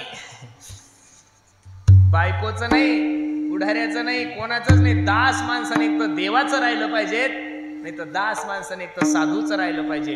साधूचं दास राहिल्यानंतर महाराज प्रमाण सांगतात, तेथे रामनाम होईल श्रवण, घडेल भोजन उच्चिष्टाचे. तेथे रामनाम, अरे साधूच्या सहवासामध्ये गेलं की फुकट रामनाम ऐकायला भेटतो, आणि साधूच्या सहवासात गेलं की स्वादिष्ट जेवायला भेटतं. एका हिंदी कवीनं सांगितलंय, संत संगत में 3 गुण हर कोई लागत पाव, खाने को मिष्टान्न मिले और अंत वैकुंठ. तुम्ही साधूच्या सहवासात गेले ना, कुठेही गेले की लोक तुमचं दर्शन घेतात, कुठेही गेले की लोक तुमचं दर्शन घेतात, कुठेही गेले की लोक तुमचं दर्शन घेतात. पहिलं दर्शन घेतात एक, दुसरं खायला एकदम सुंदर असतं महाराज. तुम्ही सगळ्या महाराज लोकांचे चेहरे पहा, आमच्या टाळकऱ्याचे पहा, वादकाचे पहा, गायकाचे पहा, तिन्ही ऋतूमध्ये गुबगुबीत आहे महाराज, अजिबात ताण नाही. तुमच्या लेकरांना फक्त वर्षातून एकदा फटाके, तुमच्या लेकरांना फक्त वर्षातून एकदा दिवाळी. आम्ही एवढे भाग्यवान आहे, आम्ही ज्या गावाला जाऊ तर दररोज तिथं 10-10 हजाराचे फटाके. विठोबाचे राज्य, आम्हा नित्य दिवाळी. पांडुरंगाचे भक्त आहे, काहीच ताण नाही महाराज. मी 2-4 दिवसापूर्वी मुंबईला कीर्तनाला गेलो होतो. एका श्रीमंत बाईने मला फोन केला, म्हणे दादा जेवायला या ना. म्हणलं येतो ताई. काय करू जेवायला? म्हणलं काही नाही, थोडी खिचडी टाका ताई, आणि थोडं शेवग्याची भाजी आणि थोडी चपाती, नाही तर भाकर करा ज्वारीची. सुंदर असं जेवण केलं. श्रीमंत बाई होती, 200-300 कोटीची मालकीन, मोठंच्या मोठं घर. आणि मी जेवायला बसल्यानंतर मी थोडी खिचडी खाल्ली, अर्धीच भाकर खाल्ली. ते माय माऊलीला रडू आलं, म्हणे महाराज काही स्वयंपाक चुकला का हो माझा? नाही हो म्हणलं, आई अन्नपूर्णा तुम्ही खूप सुंदर स्वयंपाक केला. मग महाराज अर्धीच भाकर का खाल्ली? मी त्या आईला सांगितलं, म्हणलं आई मला रात्रभर प्रवास करायचा हो, 400 किलोमीटर जायचं, जास्त जेवलं की ऍसिडिटी होती, त्रास होतो. बरं बरं बरं बरं, काही हरकत नाही म्हणे महाराज. आणि मी निघाल्यानंतर तिनं तिच्या मुलांना आवाज दिला, ए पोरांनो बाहेर या. तिचे पोरं ज्यावेळेस बेडरूम मधून बाहेर आले, खोटं सांगत नाही, कपडे घालून फक्त 16-16 किलोचे भरत होते. किती? 16-16 किलोचे. एवढी श्रीमंत बाईन पोरं पाहिले की असे वाळून गेले होते. आणि ती माय माऊली माझ्याकडे पाहून रडायला लागली, म्हणे महाराज माझ्या पोरायचं इतकं सुंदर नियोजन आहे, तुम्हाला काय सांगू, भारतातले बदाम नाही खातो म्हणे महाराज पोरं, दुबईचे बदाम आहे म्हणे माझ्या पोरायला. म्हणलं बर बर बर. म्हणे जम्मू काश्मीरहून ऍपल आणतोय म्हणे आम्ही, एवढे सुंदर खजूर, एवढं सुंदर चांगलं गिर गाईचं तूप आहे, दूध आहे, दही दूध तूप लोणी सगळं काही महाराज, प्रोटीन पावडर सगळं काही आहे, पण पोरायच्या तब्येती अजिबात सुधरत नाही. आणि महाराज तुम्ही तर अर्धीच भाकर खाल्ली हो म्हणे, तरी तब्येत तुमची गुडगुडीत आहे. मी 4-5 मिनिटं थांबलो, त्या मावशीला म्हणलं, मावशी तुझ्या पोरांना तू अमेरिकेहून जरी बदाम आणले तरी तुझे पोरं सुधारणार नाही. ती म्हणे काय कारण आहे? अगं म्हणलं ते घरचं खातात म्हणून सुधरत नाही. नाही कळलं तुम्हाला? चला. काही काही गावं असे की तिथं जिओची रेंज नाही, एअरटेलची रेंज नाही, आयडियाची रेंज नाही आहे. काही काही विनोद 4G असतात, आणि ते 4G ऐकण्यासाठी तुमचं असं झालंय शिकारीला जायचं आणि कुत्रं संडासला गेल्यासारखं, त्याच्यामुळे काहीच फायदा नाही. चला.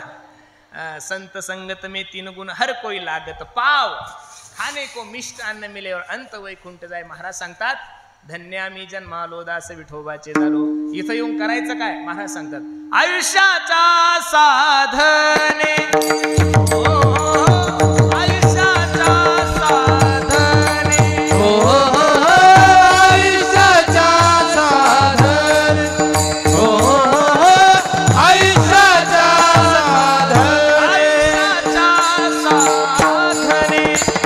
साधने, आयुष्याच्या साधने, आयुष्याच्या साधने, आयुष्याच्या साधने. मो सच्चिदानंद पदवी घेणे हो, सच्चिदानंद पदवी घेणे, पदवी घेणे. धन्यामी जन्मालो, धन्यामी जन्मालो, सच्चिदानंद पदवी घेणे, सच्चिदानंद पदवी घेणे, धन्यामी जन्मालो, धन्यामी जन्मालो. घेतलेल्या अभंगाच्या तृतीय चरणामध्ये महाराज सांगतात, जीवन जगत असताना कोणतीही पदवी नका घेऊ. पदव्या ह्या लोकांनी दिलेल्या असतात. पदवी एकच घ्या, सच्चिदानंद पदवी घेणे. सच्चित आनंद हे तिन्ही स्वरूप देवाचे आहे. लोक कोणाला काय पदवी देईल काही सांगता येत नाहीये, बरोबर आहे का नाही? समाजाने दिलेल्या पदव्या ह्या कधी निघून जातील काही सांगता येत नाहीये. पदवी घ्या, आयुष्याच्या साधने सच्चिदानंद पदवी गेली. आणि हे सगळं करत असताना तुकोबराय सांगतात, तुका म्हणे पावटणी करू स्वर्गाची निशाणी. पावटणी या शब्दाचा अर्थ आहे पाऊल वाट. स्वर्गाला सुद्धा पाऊल वाट तुकोबराय करतात, पण ती कशाच्या जोरावर? धन्य मी जन्मालो दास विठोबाचे झालो. मला सर्वांना विनंती करायची महाराज की एवढा सुंदर नर्दे तुमच्याने माझ्या जीवनात प्राप्त झालाय, संधीचं सोनं करा गड्यांनो. दिवसमान एवढे अवघड झाले, नेमकं काय चाललंय या देशामध्ये काही कळत नाही. अरे एक काळ अख्ख्या जगाला आदर्श देणारा हा महाराष्ट्र, एक काळ अख्ख्या देशाला ऊर्जा देणारा हा महाराष्ट्र, आज जर पेपर पाहिलं, टीव्ही जर पाहिली तर नेमकं काय चाललं काही कळत नाहीये. आज खरं जर छत्रपती शिवाजी महाराजांची गरज 300 वर्षापूर्वी नव्हती, छत्रपती शिवाजी महाराजांची गरज खरं आज 2025ला होती. एवढा अवघड झालंय. एकीकडे पुढारी लोक भाषणातून सांगतायत की देश महासत्ता करायचा आहे, पण मी नारदाच्या गादीवर सांगतो महासत्ता तर यांच्याकडून होईल का नाही होईल काही सांगता येत नाही, पण अजून 10-5 वर्षात महाभकास केल्याशिवाय राहणार नाहीये. या देशापुढं व्हिजन नाहीये महाराज, या देशापुढं शाळेचंही व्हिजन नाही, कोणत्याच गोष्टीचं व्हिजन नाहीये. 2-4 दिवसापूर्वीची घटना तुम्ही पाहिली महाराज, काय चाललंय काही कळत नाहीये. जे चाललंय ते चुकीचं चाललंय एवढंच मला सांगायचंय. अरे हिंदू म्हणून जर आतंकवादी जर गोळ्या मारत असेल तर याच्यापेक्षा या देशाचं दुर्भाग्य काय असेल महाराज? अजिबात नाही. तिथं विचारलं नाही तू कुंभार आहे, तिथं विचारलं नाही तू सुतार आहे, तिथं विचारलं नाही तू मराठा आहे, तिथं विचारलं नाही तू मातंग आहे, तिथं विचारलं नाही तू मारवाडी, तिथं विचारलं नाही तू वंजारी आहे. फक्त एवढंच विचारलं का रे तू हिंदू आहे का? आणि हिंदू म्हणून जर गोळ्या घालत असेल तर ही कोणती मानसिकता आहे मला तर काही कळत नाहीये. हे सगळं वातावरण पाहिल्यानंतर फक्त एवढंच आठवतंय, उद्धवा अजब तुझे सरकार, लहरी राजा प्रजा आंधळी, लहरी राजा प्रजा आंधळी, अधांतरी दरबार उद्धवा अजब तुझे सरकार. अरे आम्ही कीर्तनकार लोकांनी कीर्तनात जर हिंदू धर्म सांगितलाय, आम्ही लोकांनी जर एकत्रित या म्हणलं की लोकांनी सिम्बॉल लावला की महाराष्ट्रातले सगळे कीर्तनकार बीजेपीचं काम करतायत, महाराष्ट्रातले सगळे कीर्तनकार शिवसेनेचं काम करतात. मोठा गोड गैरसमज गड्यांनो तुमच्या मनामध्ये. मारकरी संप्रदायातला कोणताच महाराज कोणत्या पक्षाचं काम करत नाही. अरे पक्ष जन्माला येऊनच 100 वर्ष झाले गड्यांनो. 750 वर्षापासून माझ्या ज्ञानोबरायच्या खांद्यावर जी पताका आहे ती भगवी पताका आहे गड्यांनो. आम्ही वारकरी संप्रदायाचे सेवक आहोत. आज तुम्हाला आणि मला एकत्रित राहण्याची गरज आहे. अरे प्रत्येक तुम्ही जर लोक एकत्रित राहिले तर उद्याचे दिवस तुमच्या आणि माझ्यासाठी खूप चांगले. इंग्रजांनी ज्यावेळेस भारतावर राज्य करायला आक्रमण केलं त्यावेळेस त्यांना भारत कब्जात येत नव्हता, भारतावर राज्य करता येत नव्हतं. त्यावेळेस आपल्याच काही फितुरांनी त्यांना सांगितलं तुम्ही असं करा, जाती जातीमध्ये भांडणं लावा.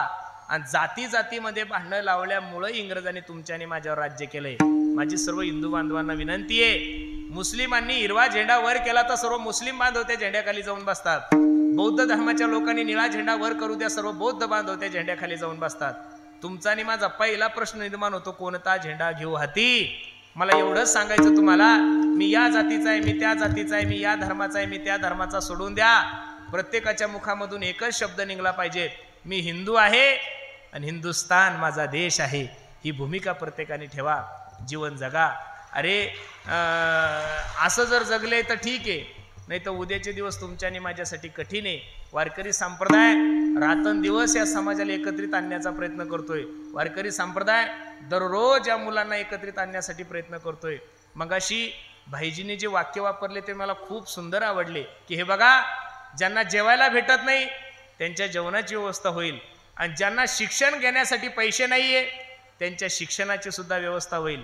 मला अभिमान वाटतो महाराज, मी बुलढाणा जिल्ह्यात जन्माला आलोय. खरं सांगू का तुम्हाला, मी महाराष्ट्रात नाही 4 राज्यामध्ये कुठेही जा, 2 व्यक्तीचं नाव कुठेही निघतं महाराज.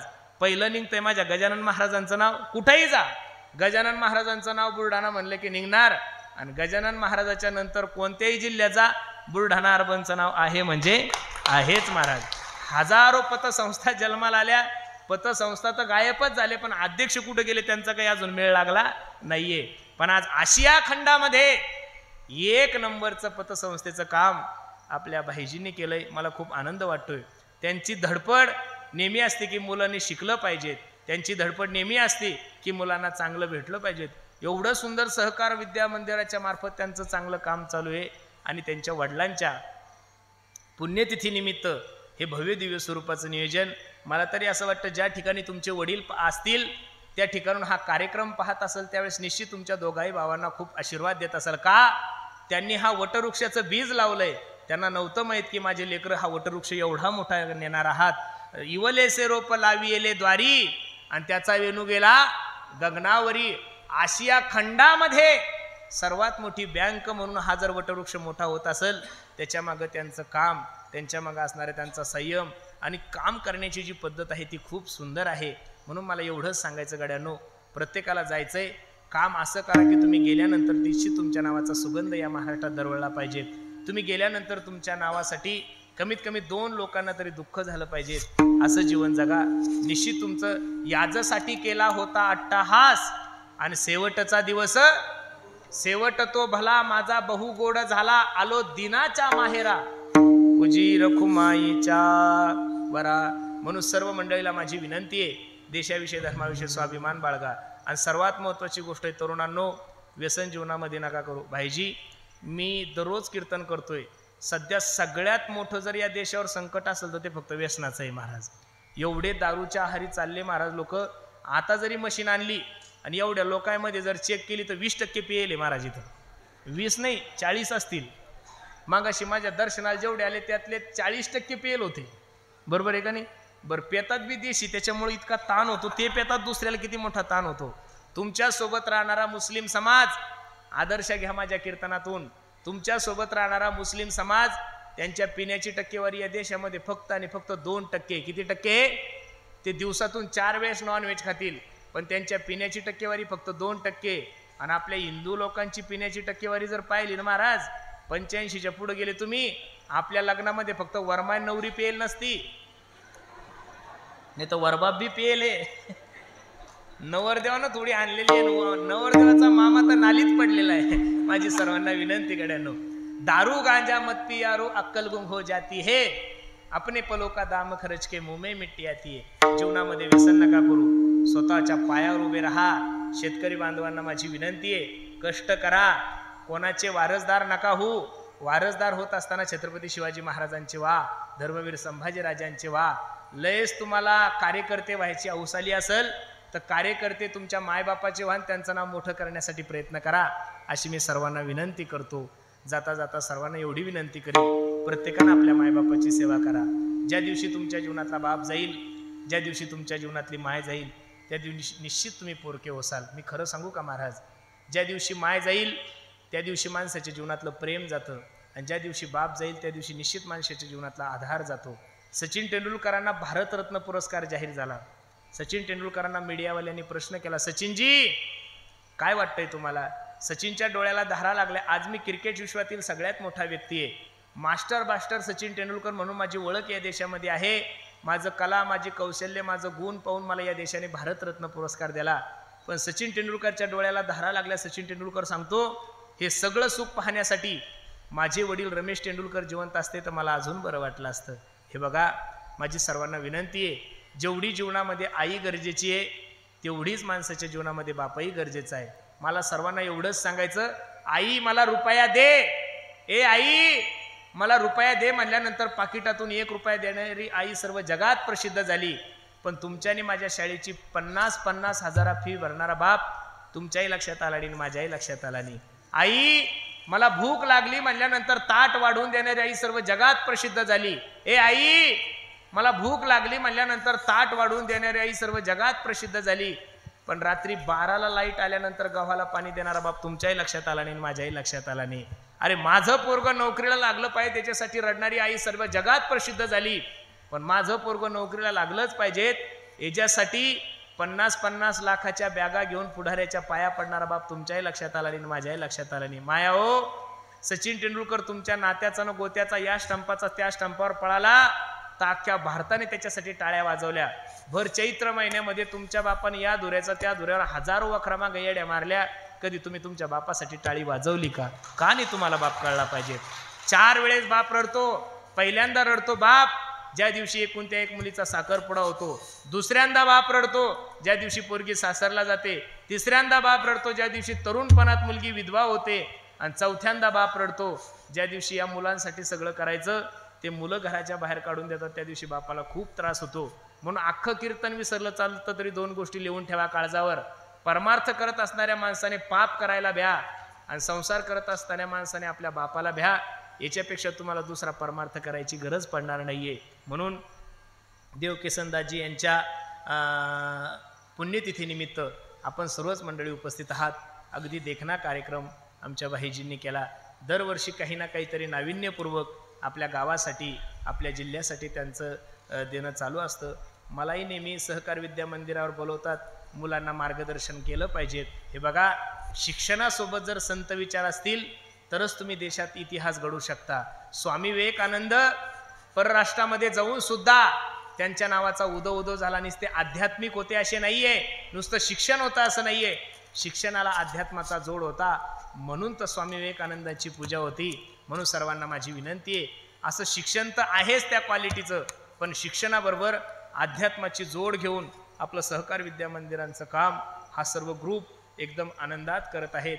ज्ञानोबराय तुकोबरायच्या चरणी मी प्रार्थना करतो, बुलढाणा अर्बन हा ब्रँड नुसता महाराष्ट्रापुरता नकोय, भारतामध्ये नकोय, दुबई सारख्या ठिकाणी जरी गेलो तिथं सुद्धा लोकांनी बुलढाणा अर्बनचं नाव घेतलं पाहिजे. एवढं सुंदर कार्य आपलं केलं.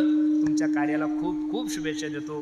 पुनश्च एकदा एवढं गोड नियोजन तुम्ही सर्व मंडळींनी केलं. कार्यक्रमासाठी उपस्थित सर्वच परिसरातील गायक वादक महाराज मंडळी सर्वांच्या चरणी मी माझा माता ठेवतो, वाणीला पूर्ण विराम देतो. जाता जाता सर्वांना एक छोटीशी विनंती करायची. आपल्या बुलढाणा जिल्ह्यातील एकमेव महाराष्ट्रातील पहिलं संत चोखोबराय मंदिर, त्या कार्यक्रमाचा मूर्ती पुण्यतिथी महोत्सव 10 मे ते 18 मे या कालावधीमध्ये इसरूळ मंगरूळ तालुका चिखली जिल्हा बुलढाणा या ठिकाणी भव्य दिव्य स्वरूपाचा कार्यक्रम आहे.